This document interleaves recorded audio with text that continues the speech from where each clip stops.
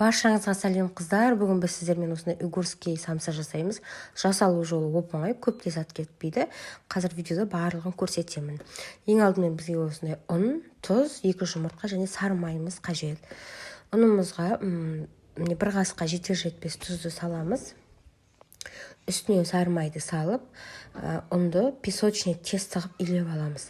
Видеода барлығы анық көрсетілген, түсінікті. Қарап отырсаңыздар түсінесіздер. Міне қарасаңыздар байқалып тұр. Ұн мен май осылай бір-бірімен полный араласу керек. Сол кезде осылай песочный тесто шығады. Барлығы түсінікті деп ойлаймын. Осылайынан салып, төгіп алып, үстіне жұмыртқаны қосып илесеңіздер сіздерге өте ыңғайлы болады. Мен мына жерде 2 жұмыртқаны қостым. Жақсылап илеп алдым қамырды.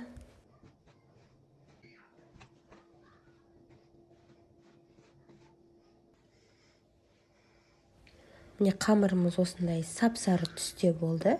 Қолға жабыспайды.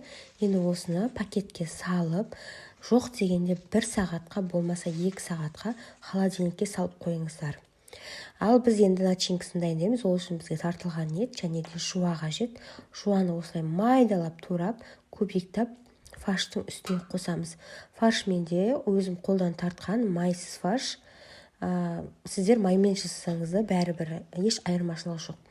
Осылай үстіне жуаны салып алып, үстінен 1 қасық қарабүріш және де 1 қасық тұз қосып, міне начинкамызды араластырып аламыз.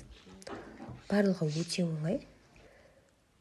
Енді дайын болған қамырымызды холодильниктен шығарып, өздеріңіздің қалаған өлшемде, пішінде жасасаңыздар болады. Мен 40-45 граммнан алдым.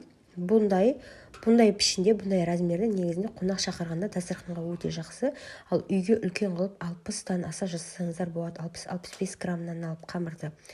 Начинкасын салып, өріп жан-жағын немесе үшбұрыш қылып, әртүрлі формада домалақ жасасаңыздар болады. Мен осылайынан үшбұрыш жасадым.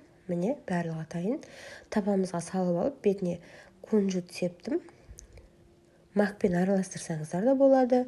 Өте дәмді болады. Ал міне дайын болды біздің самсамыз. Бұл кішкентай размерде. Бірден айтайын қыздар, дастарханға қойғанға, қонақ шақырғанға өте жақсы. Міне біздің ұйғыр самсамыз дайын. Өте әдемі болып шыққан, қызарып, дәмді болып шыққан. Астына барлығын описаниясына құрамын, мөлшерін жазып кетемін. Үйде осы бойынша менің рецептім бойынша дайындап көріңіздер қыздар.